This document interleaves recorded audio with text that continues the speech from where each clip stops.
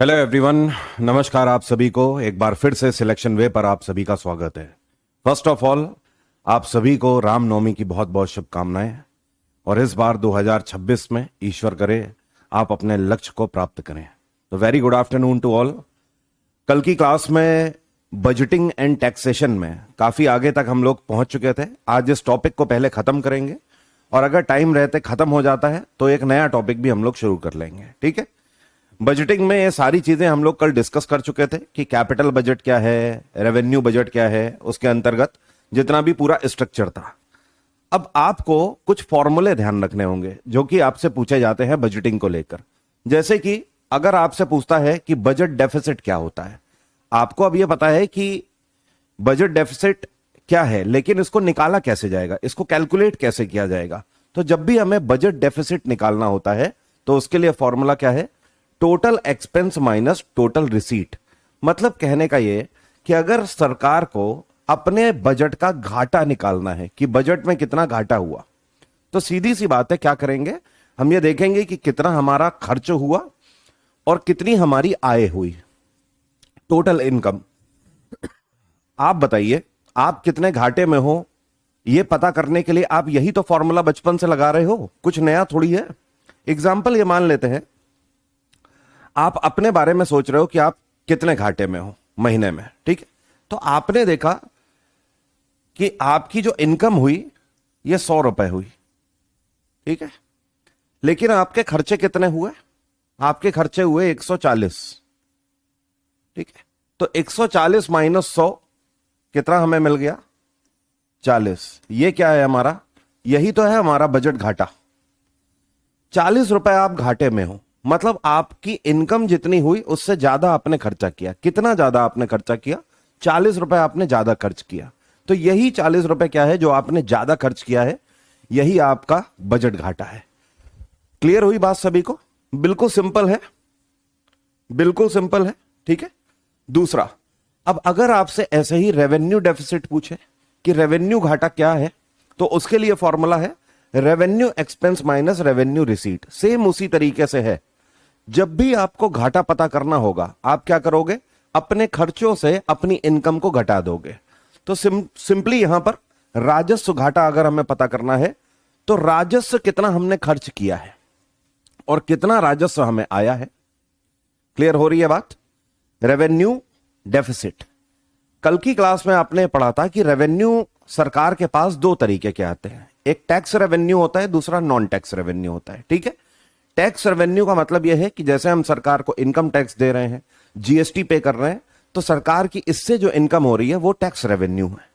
जबकि दूसरी तरफ हम रेल यात्रा कर रहे हैं, बस यात्रा कर रहे हैं, उससे जो गवर्नमेंट की इनकम हो रही है वो सब नॉन टैक्स रेवेन्यू है। तो जब हम दोनों को मिला देते हैं तो हमारा क्या बन जाता है, दोनों को जब हम मिलाएंगे तो क्या बनेगा, रेवेन्यू रिसीट बन जाएगी। तो ओवरऑल गवर्नमेंट की कितनी इनकम हुई और ओवरऑल कितने एक्सपेंस हुए रेवेन्यू से, जब हम उनका अंतर निकालेंगे तो रेवेन्यू डेफिसिट निकल आएगा। सेम वही है फॉर्मूला। अब अगर आपसे पूछे इफेक्टिव रेवेन्यू डेफिसिट क्या होता है, तो इसके लिए हमें क्या करना होगा, जो रेवेन्यू डेफिसिट हमें मिला है उससे क्या करना होगा, ग्रांट्स फॉर कैपिटल एसेट्स को माइनस करना होगा। जितना भी हमारा रेवेन्यू घाटा आया है, राजस्व का घाटा आया है, उससे हमें वो पैसा माइनस करना होता है जो कि सरकार ने किसी एसेट में लगाया हुआ है। एसेट का मतलब जैसे मान लीजिए सरकार ने 10 सबमरीन इंडियन नेवी के लिए खरीदी, 5 रफाइल जेट खरीदे, 4 नई ट्रेनें बनाई, ये सब एसेट पे सरकार ने खर्चा किया हुआ है। तो इस तरीके के एक्सपेंस को हमें माइनस करना है, किससे, रेवेन्यू डेफिसिट से माइनस करना है। तो हमें क्या मिल जाएगा, हमें प्रभावी राजस्व घाटा मिल जाएगा। बात इतनी सी क्लियर है? किसी को कोई कंफ्यूजन तो नहीं? एक बार फिर से समझिए, बहुत सिंपल सी चीज है। इन 3 फॉर्मूलों में बहुत सिंपल सी चीज है। पहले फॉर्मूले में आपको पता लग रहा है कि अगर हमें बजट घाटा प्राप्त करना है कि हमारे बजट में घाटा कितना हुआ है, तो हमें क्या करना होगा, टोटल हमारी इनकम जो है उनको माइनस कर देना है जितना भी हमारा टोटल खर्चा हुआ है। ठीक है। सपोज हमारा खर्चा हुआ 140, इनकम है हमारी 100 रुपए, तो दोनों को माइनस करोगे तो अंतर आ जाएगा 40। तो ये जो 40 है जो आपने एक्स्ट्रा खर्च किए हैं, यही क्या है, यही बजट घाटा है। तो गवर्नमेंट भी ऐसे ही बजट घाटा निकालती है। अब देखिए, अगर पूछा जाए रेवेन्यू डेफिसिट क्या है, तो रेवेन्यू डेफिसिट में भी सेम काम करना है, क्योंकि बात रेवेन्यू की हो रही है। तो रेवेन्यू के एक्सपेंस मान लेते हैं, रेवेन्यू में एक्सपेंस 150 रुपए हुए, रेवेन्यू में प्राप्ति कितनी हुई, मान लेते हैं रेवेन्यू में प्राप्ति हुई 100 रुपए, तो ये माइनस करके कितना आ जाएगा 50। तो ये 50 क्या हुआ, ये रेवेन्यू डेफिसिट हुआ आपका। ठीक है। नाउ वैसे हमेशा ध्यान रखिएगा, रेवेन्यू डेफिसिट आपका बजट डेफिसिट से कम ही होगा, क्योंकि रेवेन्यू बजट के अंतर्गत ही आ रहा है। इफेक्टिव रेवेन्यू डेफिसिट क्या होता है, जो हमें रेवेन्यू डेफिसिट मिला है उससे हमें माइनस करना है वो पैसा जो कि सरकार ने एसेट्स पर लगाया हुआ है। जो पूंजी सरकार ने एसेट्स को खरीदने में लगाई हुई है वो पैसा हम माइनस कर देंगे, तो हमें क्या मिल जाएगा, हमें प्रभावी राजस्व घाटा मिल जाएगा। क्लियर है इतनी बात। दो फॉर्मूले और ध्यान रखेंगे। अगर आपसे पूछे फिस्कल डेफिसिट क्या होता है, फिस्कल का मतलब समझ रहे हैं क्या है, फिस्कल का मतलब समझ रहे हैं क्या है, एक वर्ष की बात हो रही है पूरी। ठीक है। तो फिस्कल डेफिसिट के लिए हमें क्या करना है, total expense minus total receipt excluding borrowing, मतलब कहने का कुल व्यय हमारा जितना भी हमने खर्चा किया है, ठीक है, एक साल में जितना भी खर्चा किया है और जितनी भी हमारी इनकम हुई है, लेकिन उसमें से वो पैसा हटा दो जो उधार का है। मान लेते हैं टोटल हमने खर्चा किया 500। ठीक है। टोटल हमारी इनकम कितनी हुई, टोटल इनकम है मान लीजिए 400, मतलब टोटल रिसीट 400 की है इनकम। ठीक है। लेकिन ये 400 में से 300 रुपए सरकार के पास रेवेन्यू से जनरेट हुआ है, जबकि 100 रुपए जो है ये लोन लिया है सरकार ने। तो आप क्या करोगे, आप इस 400 को नहीं घटाओगे 500 से, केवल इस 300 को घटाओगे। हमें उधार वाला छोड़ देना है, वो तो लाइबिलिटी है, उसको तो हमें चुकाना ही है। हमें क्या देखना है, फिस्कल डेफिसिट। तो ऐसे में क्या करना है, टोटल एक्सपेंडिचर माइनस केवल वो वाली रिसीट जो कि उधार की नहीं है, जो कि रेवेन्यू से प्राप्त हुई है। ठीक है। तो ये जो 400 गवर्नमेंट के पास भले ही आए हैं, लेकिन 100 लोन के आए हैं, उसको हटाकर जो 300 है ये है रेवेन्यू रिसीट, तो इसी से माइनस कर देंगे। हमें कितना मिला, हमें मिल गया 200।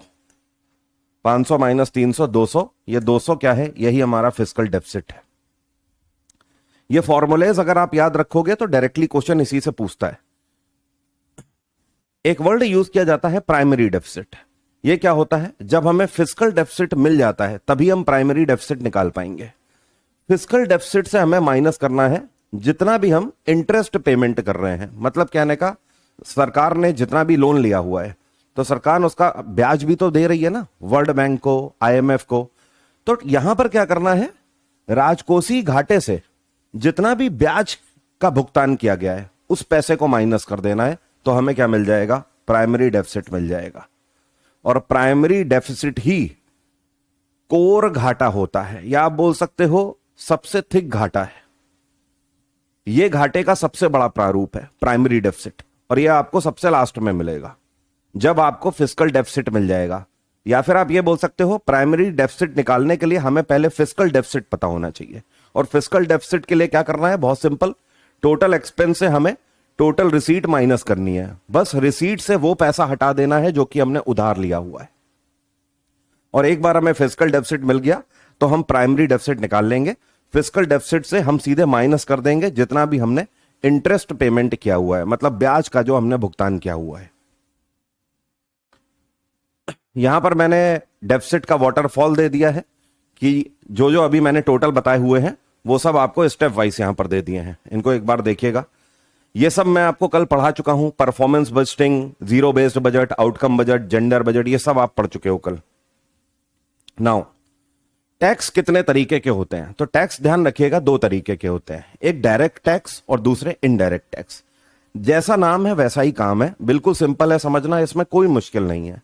डायरेक्ट टैक्स वो टैक्स होता है जो कि आम आदमी सीधे सरकार को पे करता है, मतलब सरकार और आम आदमी के बीच में कोई नहीं होता है। इधर से आम आदमी ने टैक्स दिया, सीधे सरकार के अकाउंट में पहुंच गया, दिस इज डायरेक्ट टैक्स। जबकि इनडायरेक्ट टैक्स वो है जो कि आम जनता किसी और को पे कर रही है और वो व्यक्ति किसी और को पे कर रहा है, और हो सकता है अगला व्यक्ति गवर्नमेंट को पे करे। अब एग्जाम्पल ले लेते हैं। जो आपके डायरेक्ट टैक्सेस होते हैं वो क्या है, जैसे कि इनकम टैक्स हो गया, कॉर्पोरेट टैक्स हो गया।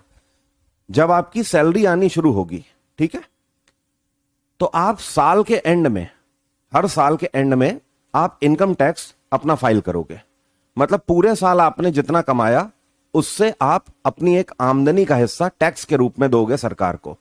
आपके अकाउंट से जैसे ही वो कटेगा, वो सीधे इधर गवर्नमेंट के अकाउंट में क्रेडिट हो जाएगा। ये पैसा आप किसी और को नहीं देते हो। मतलब अगर आपको इनकम टैक्स पे करना है तो आप ना ही वकील को ये पैसा दोगे, ना ही सीए को ये पैसा दोगे, आप सीधे ऑनलाइन इसे पे करोगे। इसलिए ये सारे डायरेक्ट टैक्सेस हैं। जबकि इनडायरेक्ट टैक्सेस क्या है, इनडायरेक्ट टैक्स में आपका जीएसटी आ जाता है, एक्साइज ड्यूटी हो गई, कस्टम ड्यूटी हो गई। अब जीएसटी कैसे इनडायरेक्ट टैक्स है, समझिएगा। मान लीजिए आप मार्केट में गाड़ी लेने गए। अब इस गाड़ी की कीमत है 10 लाख रुपए मान लीजिए, ठीक है। इस 10 लाख रुपए में जो 1 लाख रुपए है ये जीएसटी है। तो आप टैक्स तो दोगे ना, टैक्स दोगे ना आप गाड़ी का। आपने टोटल 10 लाख रुपए किसको दिया, कार डीलर को, शोरूम वाले को। उस 10 लाख रुपए में आपका जीएसटी जुड़ा हुआ है 1 लाख रुपए। तो आपने यहां पर जो जीएसटी पे किया है वो आपने डीलर को दिया। डीलर मैन्युफैक्चरर को वही जीएसटी देगा और मैन्युफैक्चरर गवर्नमेंट को पे करेगा वो जीएसटी। टैक्स आपने जरूर दिया लेकिन गवर्नमेंट को सीधा नहीं दिया। ये टैक्स घूम के जा रहा है। आपने किसी और को पे किया, उसने अपने ऊपर वाले को पे किया और उसने गवर्नमेंट को पे किया, ठीक है। हमेशा जो इनडायरेक्ट टैक्स है वो इस तरीके से स्लैब से होकर जाता है। जैसे मान लीजिए एक कार बनानी है हमें, ठीक है। कार बनाने के लिए सबसे पहले फर्स्ट स्टेप पर कौन होगा, मैन्युफैक्चरर, ठीक है, जो कि कार बनाएगा। मैन्युफैक्चरर क्या करता है, रॉ मटेरियल लेता है और उससे कार बनाना शुरू करेगा, ठीक है। मैन्युफैक्चरर के बाद असेंबलर आता है, ठीक है। असेंबलर के पास कार के पुर्जे पहुंच चुके हैं, वो अलग अलग पुर्जों को लेकर उसे जोड़ देगा, ठीक है। ये पूरी आपकी कार बना देगा, ठीक है भाई, क्लियर हुई बात। जैसे एग्जांपल मान लीजिए मर्सिडीज है, तो मर्सिडीज यहां पर पूरी पूरी गाड़ियां नहीं आती हैं यूरोप से। जर्मनी की कंपनी है मर्सिडीज, जो कि मर्सिडीज बनाती है, लेकिन वो क्या करते हैं, वो कार के पुर्जे यहां पर भेजते हैं। अगर पूरी गाड़ी आएगी तो उस पर टैक्स और ज्यादा लगेगा। तो कार के पुर्जे यहां पर आ गए हैं, इसके बाद यहां पर उनको असेंबल किया गया है। असेंबलर के बाद तीसरा कौन है, ये गाड़ी बनकर आ जाती है डीलर के पास, जो कि आपको शोरूम में खड़ी दिखाई दे रही होती है, वही डीलर है। और सबसे लास्ट में आती है यूजर के पास, ठीक है। अब यूजर ने गाड़ी खरीदी, यूजर ने जीएसटी पे किया किसको, डीलर को। डीलर ने यही जीएसटी ऊपर पे किया है असेंबलर को, और असेंबलर ने यही जीएसटी किसको पे किया है, मैन्युफैक्चरर को। और मैन्युफैक्चरर जीएसटी किसको पे कर रहा है, गवर्नमेंट को पे कर रहा है। क्लियर हो गई बात। इसने अपना कारखाना लगा रखा है, जमीन ले रखी है, ह्यूमन रिसोर्सेज हैं इसके पास, सब कुछ है, तो ये गवर्नमेंट को भरेगा ना जीएसटी। अल्टीमेटली ये पहुंचा कैसे, कई सारे स्टेजेस से होकर गवर्नमेंट तक जीएसटी पहुंचा है। पे सभी कर रहे हैं लेकिन अपने से ऊपर वाले स्टेप पर पे कर रहे हैं। इसी तरीके से आपका कस्टम ड्यूटी हो जाता है, ठीक है। जैसे मान लीजिए आप दुबई से सोना लेकर आ रहे हैं, सोना आप खरीद के ला रहे हैं, ठीक है। तो आपको एयरपोर्ट पर रोक लिया जाएगा, आपको बोला जाएगा कि आप इसकी कस्टम ड्यूटी दीजिए हमें, क्योंकि आप बाहर से कोई सामान लेकर आ रहे हैं, तो आपको सरकार को टैक्स देना पड़ेगा, ठीक है। तो आप वहां पर ये कस्टम ड्यूटी भर देते हो और कस्टम ड्यूटी जब आप भरते हो उस जगह पर उस पर्टिकुलर वस्तु की, उसके बाद वो ऊपर जाकर गवर्नमेंट के कंसोलिडेटेड अकाउंट में जाती है। लेकिन इनकम टैक्स ऐसा नहीं है, इनकम टैक्स सीधे गवर्नमेंट के अकाउंट पे जाती है। यहां पर यूजर और गवर्नमेंट के बीच में कोई नहीं है। यहां पर एक या कई स्टेप हो सकते हैं यूजर और गवर्नमेंट के बीच में। सिंपल है एकदम। यह सीधे सरकार को भुगतान होता है, हस्तांतरित नहीं किया जा सकता है। जबकि यह अप्रत्यक्ष रूप से भुगतान होता है, बोझ दूसरों पर डाला जा सकता है। मतलब कहने का कि आप किसी और को टैक्स पे कर रहे हो, वो किसी और को पे कर रहा है, वो किसी और को, एंड देन जाके गवर्नमेंट के पास जा रहा है। नेचर इसका प्रोग्रेसिव होता है, रेट इंक्रीजेस विद इनकम। जैसे जैसे आपकी इनकम बढ़ेगी वैसे वैसे आपकी स्लैब भी चेंज होती जाएगी। मतलब अगर आप ज्यादा कमा रहे हैं तो आपको ज्यादा पे करना पड़ेगा, कम कमा रहे हैं कम पे करना पड़ेगा। एग्जाम्पल के तौर पर, जैसे कि अगर आपकी 5 लाख रुपए तक की सालाना इनकम है तो आपको कोई भी इनकम टैक्स नहीं देना है, ठीक है। उसके ऊपर जैसे मान लीजिए 8 लाख तक की आपकी इनकम है तो आपका 10% इनकम टैक्स देना है आपको, जितना भी कमाया उसका 10%। 8 लाख से 16 लाख की है मान लीजिए, तो उस केस में हो सकता है 20% आपको देना हो। 20 लाख से ऊपर जा रही है तो आपको 30% देना पड़ सकता है, ठीक है। इस तरीके से इसमें स्लैब्स बनी होती है। जबकि यहां पर रिग्रेसिव एंड प्रोपोर्शनल रहता है, same burden regardless of income, ठीक है। आय की परवाह किए बिना समान बोझ रहता है। मतलब कहने का यह कि आप कोई भी सामान खरीदने जा रहे हैं, मैं कह रहा हूं आप एक बिस्किट का पैकेट भी खरीदने जा रहे हैं, तो उस बिस्किट के पैकेट में भी जीएसटी जुड़ा हुआ है, आप जो पे कर रहे हो। आप एक बिस्किट का पैकेट लाए, 10 रुपए आपने पे किए, उसमें जीएसटी जुड़ा हुआ है। तो इसमें आपकी इनकम से कोई मतलब नहीं है, आप जो सामान खरीदेंगे आपको देना ही पड़ेगा टैक्स। लेकिन ये जो है ये आपकी इनकम पर ही लग सकता है, उससे ज्यादा पर नहीं लग सकता। नाउ सबसे बड़ा अगर कोई इनडायरेक्ट टैक्स है तो वो जीएसटी है। जीएसटी के बारे में समझ लीजिए। वैसे मैंने आपको जीएसटी, अच्छा पॉलिटी वाले बैच में वो पढ़ाया हुआ है, ठीक है, कॉन्स्टिट्यूशनल बॉडी में। यहां समझिए, जीएसटी जो है इसकी शुरुआत, इसको लाने के लिए भारत में साल 2016 में जीएसटी एक्ट लाया गया, ठीक है। उसके बाद भारत में 1 जुलाई 2017 को पूरे तरीके से इसको इंप्लीमेंट कर दिया गया। तो भारत में जीएसटी कब आया? 1 जुलाई 2017 से। हमारे संविधान में 101वां संशोधन किया गया और कॉन्स्टिट्यूशन में आर्टिकल 279A में जीएसटी का प्रोविजन लिखा गया, ठीक है। फुल फॉर्म है goods and service tax. GST से पहले हमारे देश में वैट सिस्टम चला करता था, ठीक है। इससे पहले क्या था? वैट सिस्टम चला करता था। वैट का मतलब है बेटा वैल्यू एडेड टैक्स, ठीक है, वैल्यू एडेड टैक्स, ठीक है।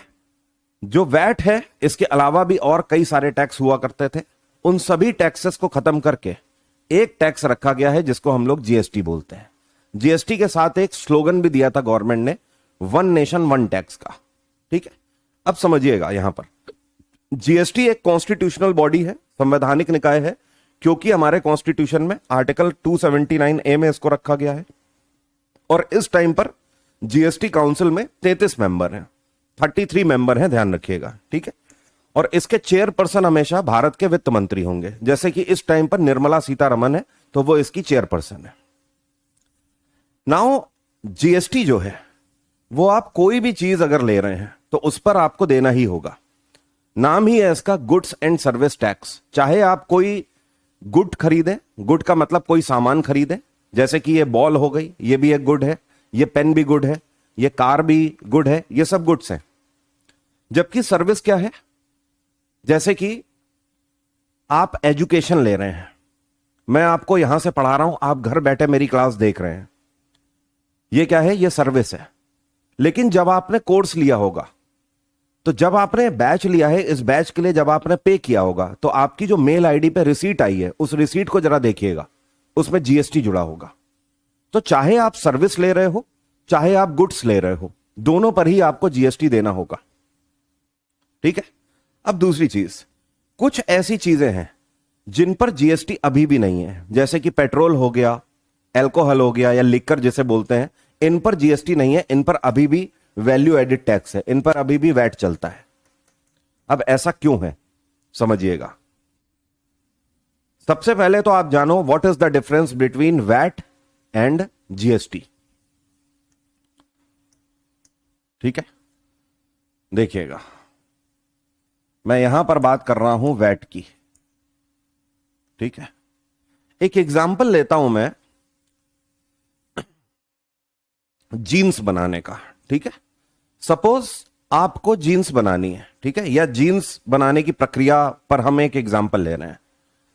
हम क्या बना रहे हैं, जीन्स या डेनिम जो कि हम लोग पहनते हैं। अब जीन्स बनाने के लिए सबसे पहले क्या होगा, मैन्युफैक्चरर आएगा, मैन्युफैक्चरर। ठीक है, मैन्युफैक्चरर के बाद कौन आएगा, मैन्युफैक्चरर तो कपड़ा बना देगा, उसके बाद क्या होगा, लेबलिंग होगी and packaging. Labelling and packaging के बाद क्या होगी, मार्केटिंग होगी। मार्केटिंग के बाद क्या होगा, रिटेलर पर आ जाएगी ये, और रिटेलर के बाद क्या होगा, यूजर तक आ जाएगी जो जीन्स पहनेगा, मतलब कस्टमर। या इसको लिख लीजिए कंज्यूमर। ठीक है, जो इस प्रोडक्ट को कंज्यूम करेगा। अब मेरी बात को समझिएगा, मैं मान के चल रहा हूं कि वैट 10% है। ठीक है, सभी को 10% वैट देना है। मैन्युफैक्चरर को जो रॉ मटेरियल है वो हमने मान लिया पड़ा 100 रुपए का। ठीक है, क्लियर है। अब ये जो 100 रुपए का रॉ मटेरियल पड़ा है, ये मैन्युफैक्चरर को 10% इस पर वैट देना है, तो एक्स्ट्रा 10% पे करेगा। तो 100 का 10% 10 हुआ। लेबलिंग और पैकेजिंग वाले को ये जीन्स कितने की पड़ी, 110 की, क्योंकि वैट उस पर जुड़ गया, इसके पास आई 110 की। अब इसको भी देना है 10% वैट, इसने लेबलिंग कर दी और पैकेजिंग कर दी जीन्स की, 10% इसको भी देना है। तो 110 का 10% कितना हुआ, 11 हुआ। मार्केटिंग वाले को ये जीन्स कितने की पड़ेगी, 110 और 11 121 की पड़ी। ठीक है, इसको भी 10% देना है। हम पॉइंट का चक्कर नहीं रखते हैं, मोटा मोटा ले रहा हूं क्योंकि ये मैथ नहीं है, मैं आपको जीएस पढ़ा रहा हूं। मार्केटिंग वाले को 121 रुपए की जीन्स पड़ी, अब इसको भी 10% देना है, तो 121 का 10% मोटा मोटा 12 ले लेते हैं। इसने भी 12 रुपए पे किए गवर्नमेंट को। अब भैया ये 12 रुपए पे कर रहा है, तो जाहिर सी बात है अब रिटेलर के पास कितने की पड़ेगी, तो 121 और 12 133 की ये जीन्स पड़ गई किसको, रिटेलर को। अब रिटेलर भी 10% पे करेगा, मोटा मोटा ले लेते हैं 13 रुपए इसमें जुड़ गए, तो 133 और 13 कितने हो गए, 146 हो गए। ये जो 146 रुपए हैं, इतने की जीन्स पड़ी किसको, कस्टमर को। वैट कुछ इस तरीके से काम करता था। ठीक है, अब दूसरी तरफ देखिएगा,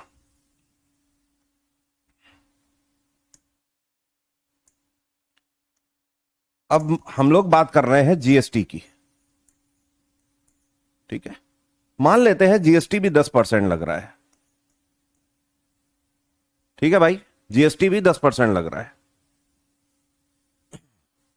फिर से वही ले लेते हैं, मैन्युफैक्चरर को मान लेते हैं 100 रुपए का कपड़ा पड़ा, रॉ मटेरियल, कितना जीएसटी देना है भाई, 10% देना है, तो 10 जुड़ गया।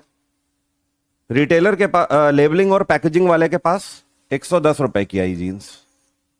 ठीक है, अब जीएसटी कितना जुड़ेगा, 10% जुड़ेगा, लेकिन कैसे, समझिएगा, यहीं पर खेल है। जीएसटी ये कहता है, मतलब आर्टिकल 279A में जो जीएसटी लिखा गया है, तो जीएसटी के रूल्स ये कहते हैं कि जीएसटी ओवरऑल प्रोडक्ट की वैल्यू पर नहीं लगेगा। जीएसटी किस पर लगेगा, जितना टैक्स का मार्जिन है उस पर लगेगा। जैसे कि ये जो 10 रुपए बढ़ा हुआ है, तो अब ये जो लेबलिंग और पैकेजिंग वाला है, ये 110 का 10 110 पर नहीं देगा 10%, ये केवल 10 रुपए पर 10% देगा। तो ये जो 10 रुपए एक्स्ट्रा बढ़ा हुआ है इसके पास, इस पर 10% देगा, तो 10 का 10% 1 रुपए हुआ। मार्केटिंग वाले को ये कितने की पड़ी? 111 की पड़ी। ठीक है, अब ये किस पर देगा?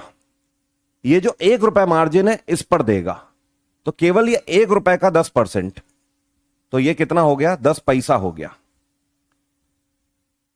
ठीक है, रिटेलर को कितने की पड़ी? 111 रुपए 10 पैसे की पड़ी। ठीक है, अब ये 10 पैसे का 10% पर जीएसटी लगेगा, ना कि पूरी वैल्यू पर लगेगा।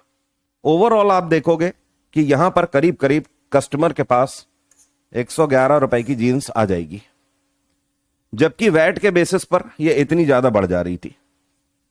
मेरा आपको समझाने का यह मतलब है कि जीएसटी ओवरऑल वैल्यू पर नहीं लगता है। जीएसटी सिर्फ किस पर लगेगा?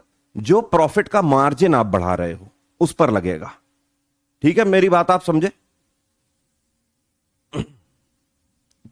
ठीक है, अगर नहीं समझ आया है फिर से समझाता हूं।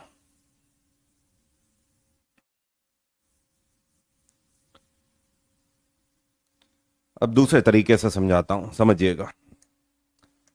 पहले वैट समझो। जीन्स बनानी है भाई, मैन्युफैक्चरर को मान लेते हैं 100 रुपए की पड़ी। ठीक है, okay.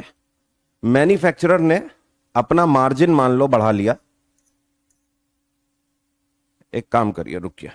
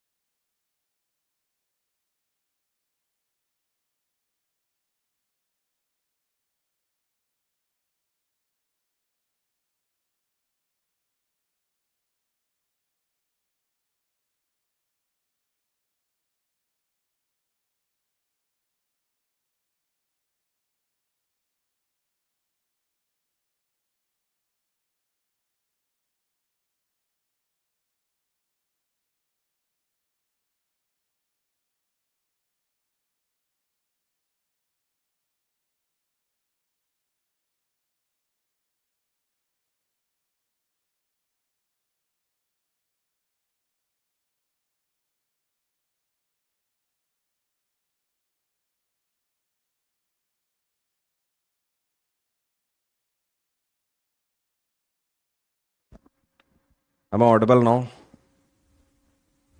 Hello? Hello? Am I audible now? अभी क्लियर है? अभी क्लियर है मेरी आवाज? हेलो? अभी मेरी वॉइस क्लियर है सभी को? एक बार कंफर्म करिए।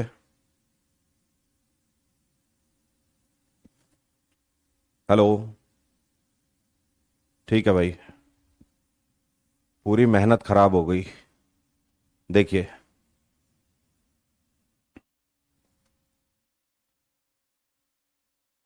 कोई बात नहीं, फिर से मेहनत करेंगे।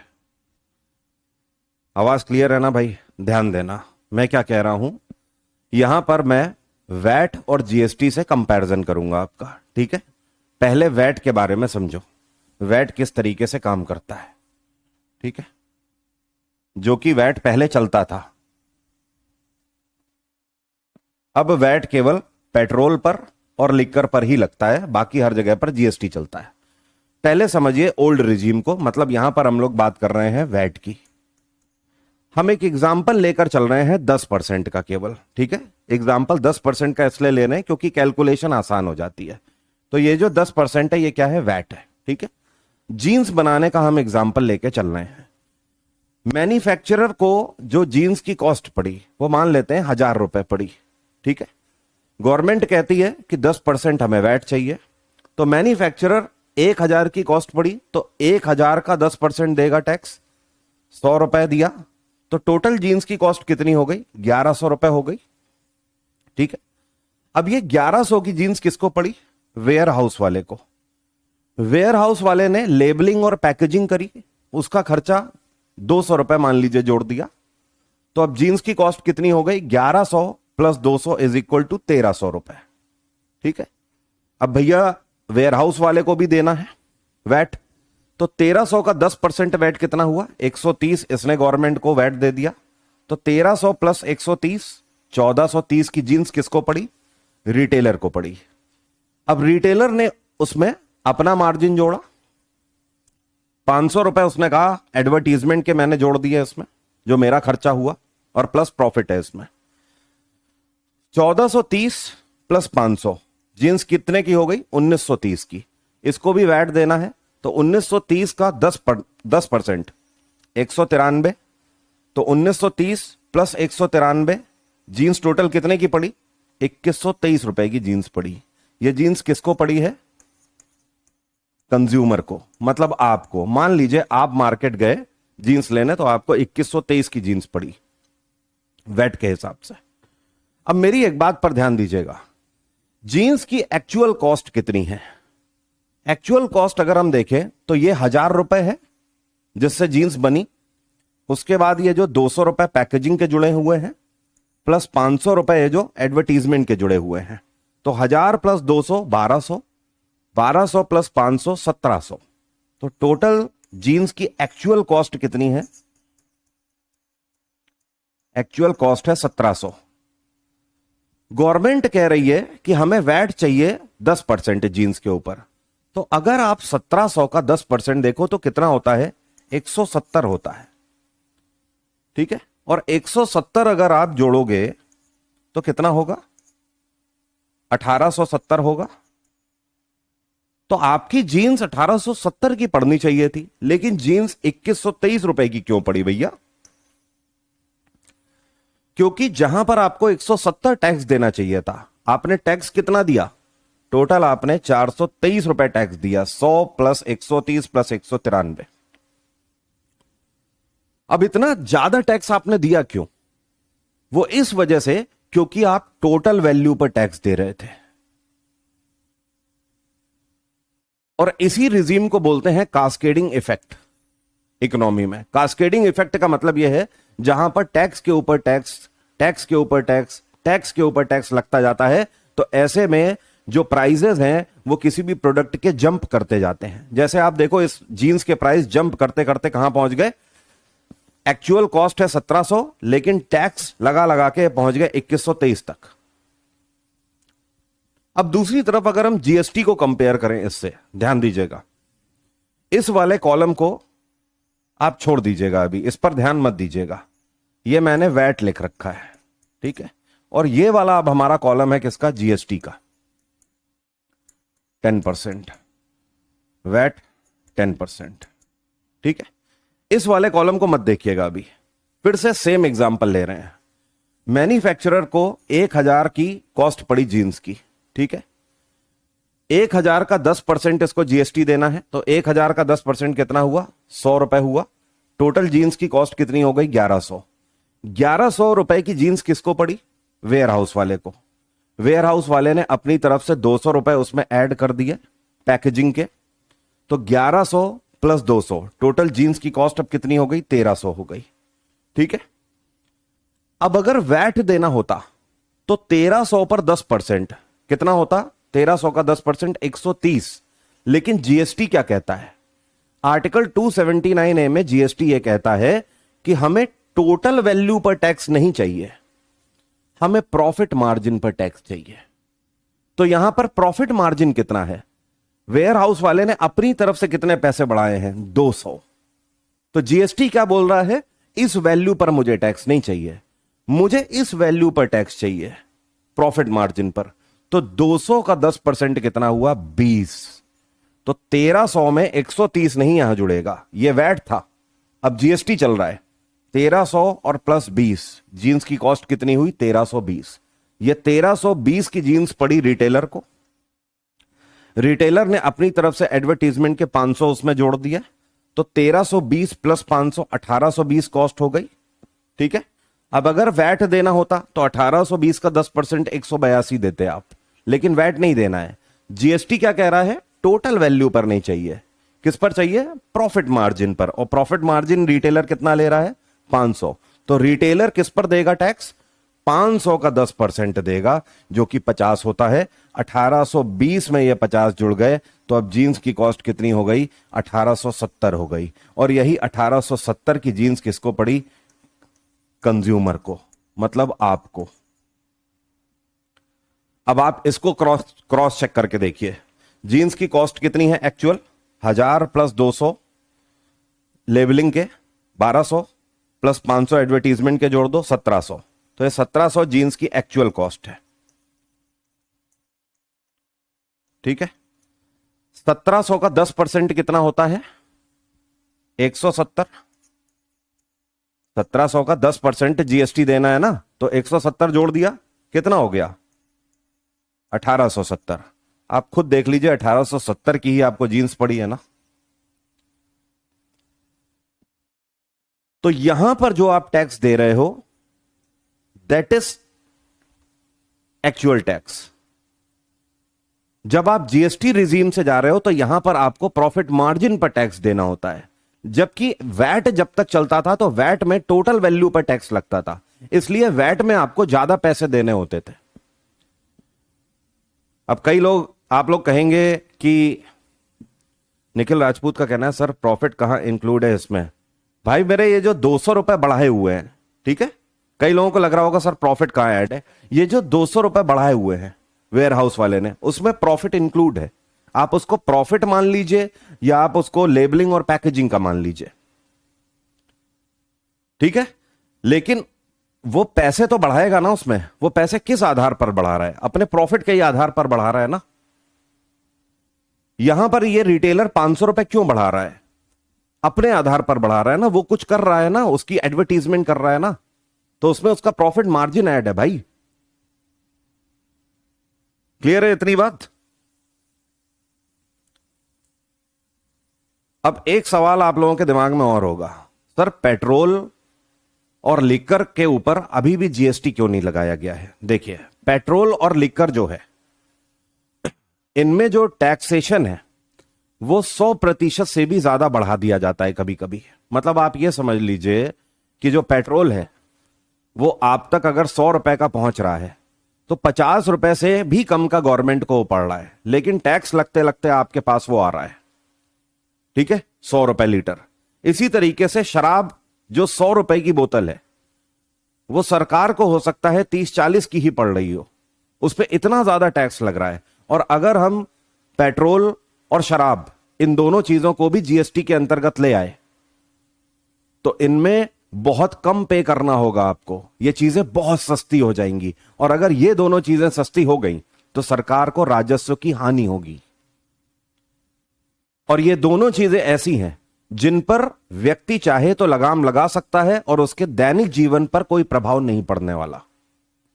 आप अपनी गाड़ी कम चलाइए, साइकिल चला के जाइए, कोई दिक्कत नहीं है। पेट्रोल से आपको दिक्कत है, महंगा पेट्रोल लेने में, आप साइकिल से चले जाइए, जीवन आपका नहीं रुक रहा है।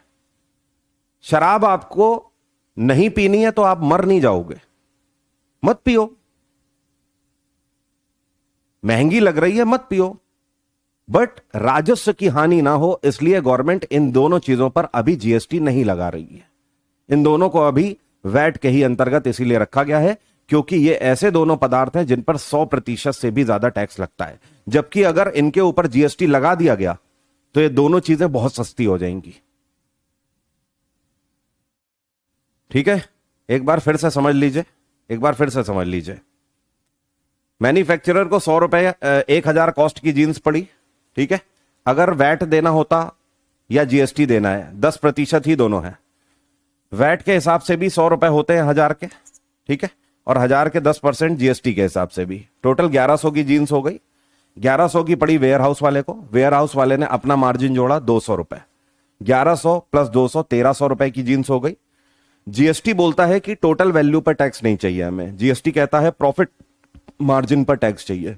तो 200 का 10% 20 रुपए, 1300 प्लस 20 टोटल 1320 हो गया। 1320 की जीन्स रिटेलर के पास पहुंची, इसने 500 रुपए अपनी तरफ से प्रॉफिट मार्जिन बढ़ाया, तो 1320 और प्लस 500 1820 कॉस्ट हो गई। जीएसटी कहता है टोटल वैल्यू पर टैक्स नहीं चाहिए, प्रॉफिट मार्जिन पर चाहिए। तो प्रॉफिट मार्जिन इनका कितना है 500, 500 का 10% 50, 1820 और प्लस 50 1870 की कस्टमर को जीन्स पड़ गई। यहां पे जीन्स की एक्चुअल कॉस्ट कितनी है 1000, ये 200 लेबलिंग और पैकेजिंग का और 500 एडवर्टीजमेंट का, टोटल करेंगे तो 1700। अब आप क्रॉस चेक करके भी देख सकते हो जीन्स की एक्चुअल वैल्यू 1700 पर 10% टैक्स दिया गया है, जो कि 170 होता है, टोटल 1870 की पड़ गई। लेकिन अगर आप वैट के थ्रू जाते तो आपको इतना टैक्स देना पड़ता। और आप देख लीजिए कितना हो गया, 2 8 3 11 2 3 4 412 रुपए आपको देने पड़ते हैं अगर आप वैट पे करते तो। लेकिन आपको जीएसटी पे करना है तो केवल आपने 412 की जगह 170 ही पे किया है। ठीक है भाई, ठीक है, क्लियर है। अब एक और चीज, why GST is better than VAT. VAT से बेटर क्यों है? क्योंकि वैट पूरे देश में, वैट के अंदर बहुत सारे टैक्सेस आते थे, ठीक है। कितने टैक्सेस मैं आपको दिखाता हूं। वैट इतना इजी नहीं था, जीएसटी कंपैरेटिवली काफी इजी है।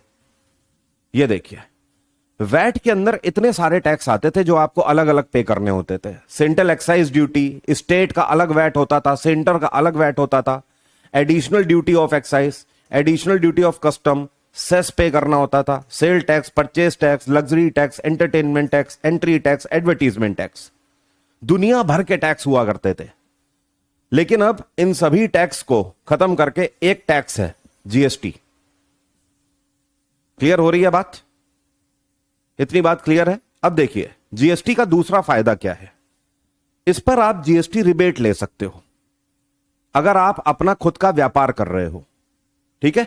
अगर आपका अपना खुद का काम है तो आप जीएसटी भरोगे और उस पर रिबेट भी ले सकते हो। सैलरी वालों की मैं यहां पर बात नहीं कर रहा हूं, ध्यान रखिएगा। सैलरी वालों को सिर्फ इनकम टैक्स देना होता है। सैलरी वाले एक पर्टिकुलर अमाउंट ले रहे हैं, लेकिन जो व्यापार वाले हैं उनको जीएसटी भी पे करना होता है और इनकम टैक्स भी पे करना होता है, ठीक है। अब जीएसटी पर रिबेट कैसे ले सकते हो समझिएगा। जैसे मान लीजिए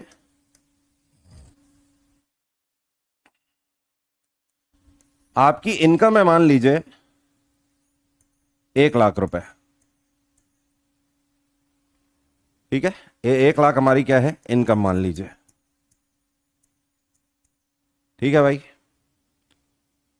अब इस 1 लाख इनकम पे आपने गवर्नमेंट को बताया जीएसटी भरते समय कि ये 1 लाख आपके अकाउंट में तो आए हैं, लेकिन इस 1 लाख में से 30,000 के आपने बिजनेस के इक्विपमेंट लिए हैं।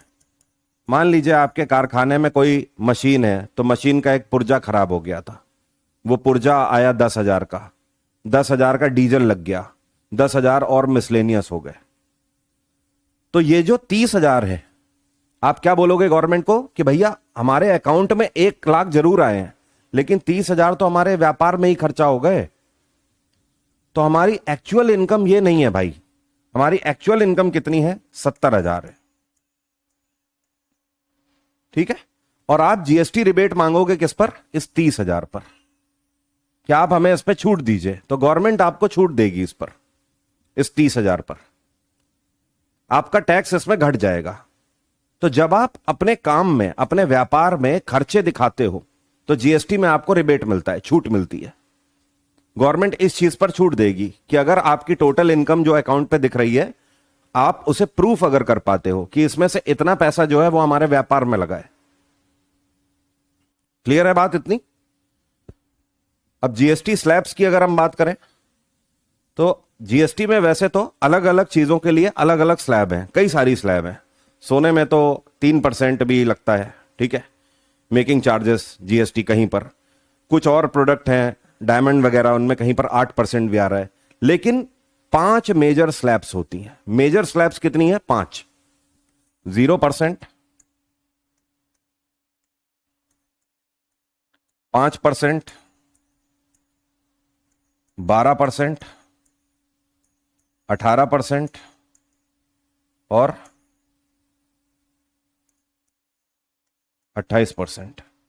ये मेजर स्लैब्स हैं जीएसटी की। 0% में रखे गए हैं आपके डेली इसेंशियल प्रोडक्ट, या आप बोल सकते हो खुले पदार्थ जिनकी पैकेजिंग नहीं होती है। अब डेली इसेंशियल क्या है, सब्जी, भाजी, तरकारी, अंडा, दूध। लेकिन दूध कौन सा, खुला वाला। पैकेट वाला लेने जाओगे तो फिर जीएसटी पे करना पड़ेगा। खुला दूध ले लो।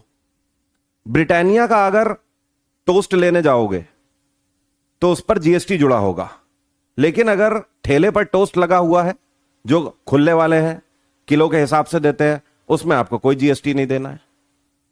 मॉल से अगर लेने जाओगे कोई भी पदार्थ, मॉल से मान लीजिए मूंगफली लेने गए, तो उस मूंगफली के पैकेट पर जीएसटी होगा 5%।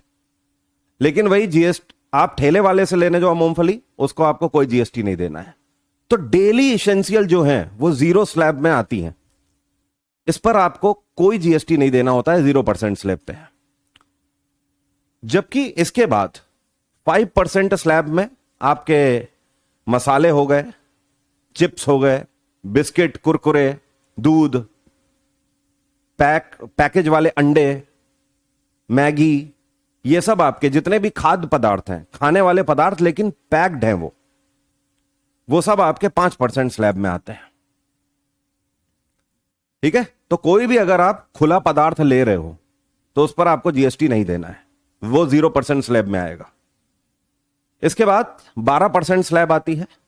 12% स्लैब में कुछ और पदार्थ हैं जो कि जैसे कि खाद्य पदार्थ हैं जो कि इंपोर्टेड हैं, उन पर 12% लगता है जीएसटी।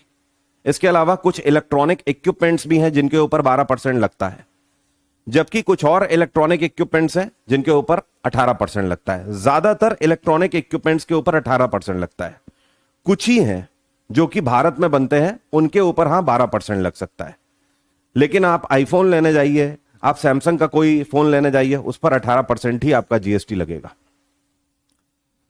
आपने अभी जो बैच लिया है, इस बैच में आपने कितना टैक्स दिया है जीएसटी? 18%। आज की डेट में ऑनलाइन एजुकेशन जो है, इस पर 18% टैक्स आपको देना होता है। जबकि अगर आप ऑफलाइन में पढ़ने जाएंगे तो वहां पर कोचिंग वाले आपसे या तो 5% जीएसटी लेंगे या तो 12% ही लेंगे। ऑनलाइन एजुकेशन में 18% जीएसटी क्यों लग रहा है? क्योंकि ये बेहतर फैसिलिटी में काउंट होता है। गवर्नमेंट ये कहती है कि आप जितनी बेहतर सुविधा लोगे उतना ज्यादा आपको टैक्स देना होगा। शुरू से ही देख लीजिए, चाहे अगर आप कोई खुला पदार्थ ले रहे हो, गवर्नमेंट कहती है मुझे टैक्स मत दो, वो सब 0% में।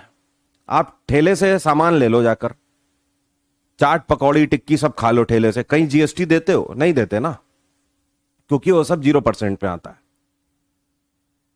आप अंडा एक रेडी से ले लेते हो, कोई दिक्कत नहीं है, कोई जीएसटी नहीं देना पड़ेगा। लेकिन वही अंडा अगर आप मॉल से खरीदने जाते हो, या आपको वही चाहिए सर्टिफाइड अंडा जिसके ऊपर मोहर ठुकी होती है, तो फिर 5% देना पड़ेगा। अगर आपको सब्जी खरीदने मॉल में जाना है, वही वाली सब्जी खरीदनी है जो बिल्कुल जाली के अंदर पैक होती है, तो भाई 5% जीएसटी देने को तैयार रहो। ऑफलाइन एजुकेशन सेंटर जो है, छोटे छोटे इंस्टीट्यूट, वो 5% इसी तरीके से जीएसटी के अंतर्गत आते हैं, जबकि उनसे बड़े जो हैं वो 12% में आते हैं। लेकिन जो ऑनलाइन एजुकेशन है, यहां पर गवर्नमेंट ये मानती कि आप बेहतर फैसिलिटी ले रहे हो, और ऑब्वियस सी बात है आपका ऑनलाइन एजुकेशन में पैसा भी बचता है और समय भी बचता है। समय कैसे बच रहा है? आपको कोचिंग नहीं जाना है, वापस नहीं आना है। पैसा कैसे बच रहा है? आपको यह भी नहीं सोचना है कि आपको क्या कपड़े पहनने हैं। मास्टर को सोचना पड़ता है कि क्या कपड़े पहन के जाऊं, वीडियो चल रहा है, बच्चे देख रहे होंगे। यहां पर बच्चे को कुछ नहीं सोचना पड़ता। आप में से हो सकता है कुछ लोग हाफ पैंट पहन के पड़े होंगे, अभी कुछ लोग बनियान वनियान पहन के पड़े होंगे, कहीं होगा ना ऐसा। कोई लेटा होगा, लेट के क्लास देख रहा होगा, कोई बैठ के क्लास देख रहा होगा।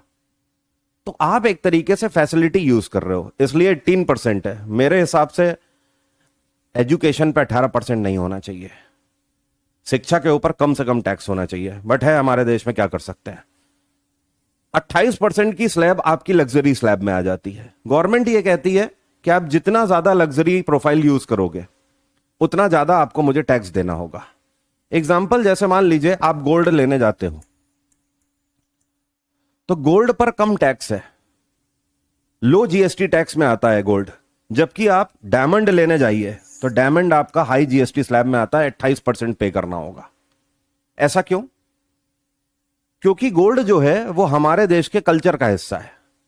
हमारे देश में महिला चाहे जितनी भी गरीब से गरीब हो, एक छोटी नाक में गोल्ड की कील तो पहने ही होगी, और अगर गोल्ड नहीं होगा तो चांदी जरूर मिल जाएगा। तो क्योंकि it is the part of culture. लेकिन अगर कोई कह रहा है मैं हीरा ही पहनूंगी, तो गवर्नमेंट कहती है फिर 28% टैक्स देने को भी तैयार रहो। अगर आप एक धर्मशाला में रुकने जा रहे हो तो 5% जीएसटी लगेगा। आप एक 3 स्टार होटल में जा रहे हो, 12% जीएसटी लगेगा। लेकिन अगर आपको 5 स्टार होटल में ही रुकना है तो फिर 28% जीएसटी लगेगा, वो लग्जरी में काउंट होगी। क्लियर है बात? क्लियर है बात?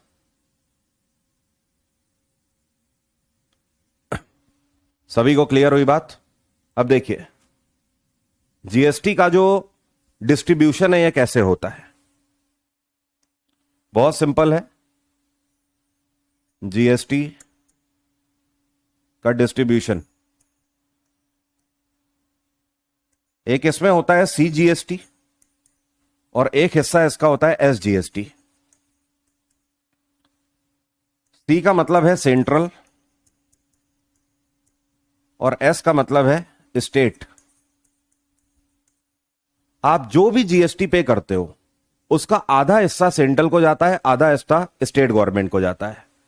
तो 50% सीजीएसटी आपको देना होता है और 50% आपके जीएसटी का हिस्सा स्टेट गवर्नमेंट को जाता है।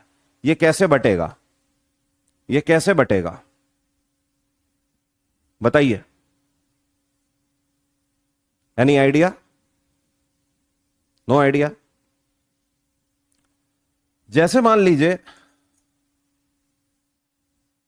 मान लेते हैं हम इसी की बात कर लेते हैं, सिलेक्शन वे की। ठीक है, सिलेक्शन वे जो है ये कहां पर बेस्ड कंपनी है? दिल्ली में। ठीक है, आप जितने भी बच्चे हो, आप सबने कोर्स खरीदा हुआ है, इस कोर्स में आपने जीएसटी कितना दिया है? 18%। 18% जो आपने जीएसटी दिया है उसका 9% सेंट्रल गवर्नमेंट को जाएगा और 9% स्टेट गवर्नमेंट को जाएगा। तो 9% तो केंद्र सरकार को चला गया पैसा, और जो 9% है वो दिल्ली में बैठी हुई सरकार को जा रहा है। क्लियर हो रही है बात? क्योंकि दिल्ली से ये कंपनी चल रही है। मेरी बात समझे? तो 50-50 है, डिस्ट्रीब्यूशन रहता है जीएसटी में। बिल्कुल सिंपल एंड क्लियर कट।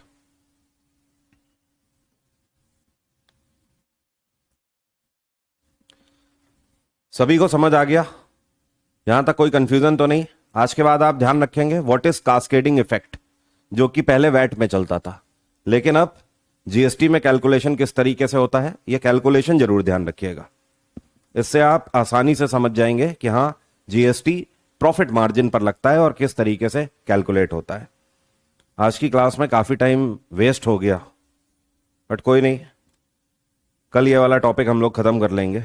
आज की बात यहीं तक रखते हैं। कल एनी हाउ इस टॉपिक को खत्म करना है। अच्छा, एक बात और, इस बार सैटरडे को मैं क्लास लूंगा।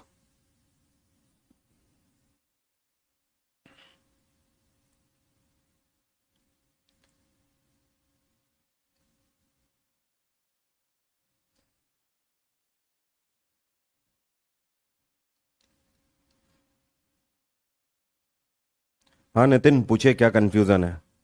नितिन डाउट लिखिए, डाउट लिखिए आप। इतनी देर में तो क्वेश्चन पूछ लेंगे।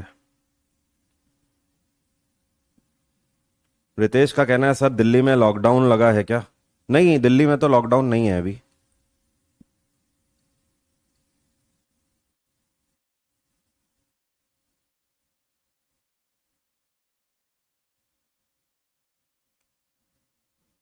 सर मैं कल भी टाइप कर रहा था सर, पीडीएफ थोड़ा जल्दी अपलोड कर दिया करिए प्लीज़, रिवीजन करने में ज़्यादा दिक्कत होती है। मैं आपको बताऊं, पीडीएफ टीचर नहीं अपलोड करते हैं, हम पीडीएफ भेज देते हैं, टेक्निकल टीम उसे अपलोड करती है। बट मैं बोल दूंगा टेक्निकल टीम को कि थोड़ा जल्दी कर दिया करें। अगर देर से अपलोड हो रही है तो उसके लिए माफ़ी चाहता हूं मैं, बट मैं बोल दूंगा उन्हें।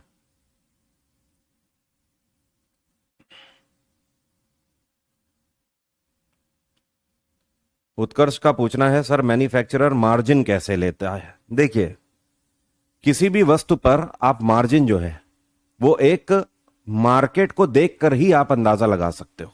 एग्जाम्पल के तौर पर, ठीक है, एग्जाम्पल के तौर पर, जैसे ये पेन आया मेरे पास, ठीक है, मैन्युफैक्चरर ने पेन मुझे दिया।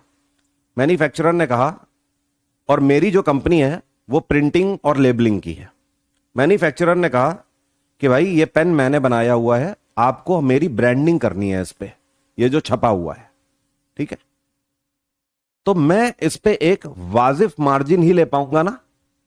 मैं बोलूंगा कि पर पेन, ये जो प्रिंटिंग मैं करूंगा पर पेन 10 रुपए के हिसाब से करूंगा या पर पेन 20 रुपए के हिसाब से करूंगा, मैं 1,000 रुपए तो नहीं बोल दूंगा। अगर मैं 1,000 रुपए बोल दूंगा तो मेरे अलावा भी प्रिंटिंग प्रेस है कई सारी, वो कहीं और से प्रिंट करा लेगा ना ब्रांड को अपने। तो मार्केट में क्या रेट चल रहा है उसको देखकर देखकर प्रॉफिट मार्जिन रखा जाता है। अगर आप जरूरत से ज्यादा प्रॉफिट मार्जिन रख लोगे तो कोई नहीं खरीदने वाला। समोसा नाम आते ही अगर कीमत की बात कही जाए तो 10-15 रुपए आज की डेट में ठीक है। कोई कहे 70 रुपए का समोसा आप खाओगे? मैं तो बिल्कुल नहीं खाऊंगा, मैं बिल्कुल नहीं खाऊंगा।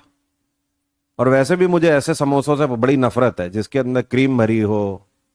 पता लगा चॉकलेट समोसा भी आजकल चल रहा है, पनीर समोसा चल रहा है। मुझे समोसा भाई वही पसंद है, 10 रुपए वाला, आलू वाला।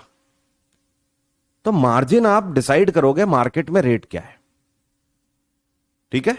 उससे एक नॉर्मल पेन है, यह पेन अगर 100 रुपए का बिकने लगे, कोई दुकानदार बोले 100 रुपए का मैं बेचूंगा, कोई खरीदेगा? बिकेगा ही नहीं।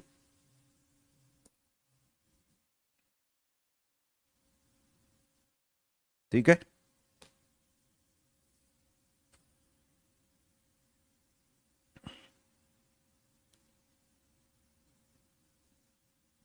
सर जी मैंने इकोनॉमिक्स हर क्लास को 3-3 बार देखा हूं, फिर भी समझ नहीं आ रही है, नितिन का कहना है। ऐसा क्या हो गया भाई कि समझ नहीं आ रही है? ऐसा कैसे हो रहा है कि 3 3 बार आप क्लास देख रहे हैं लेकिन समझ नहीं आ रही है?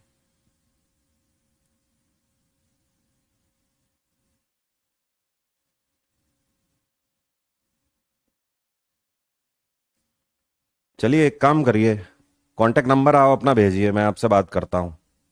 ईमेल आईडी नोट करिए नितिन।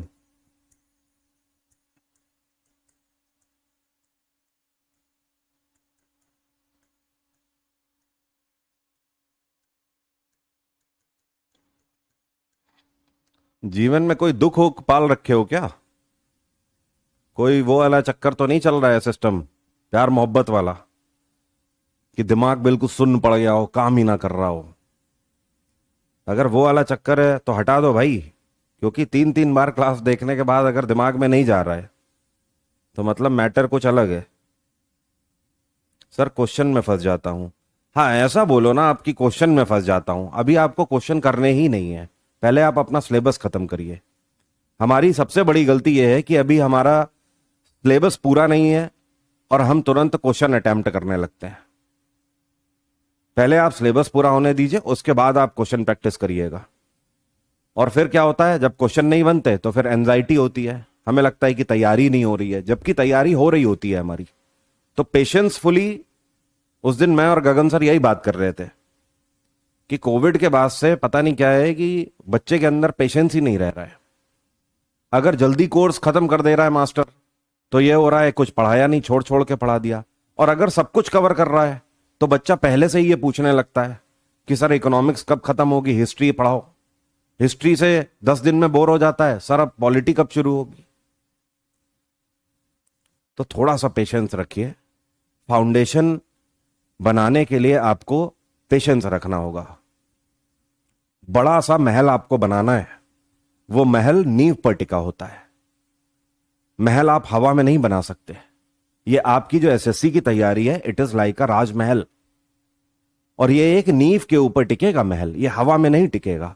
और नींव ध्यान रखिएगा बहुत पेशेंसफुली बनाई जाती है।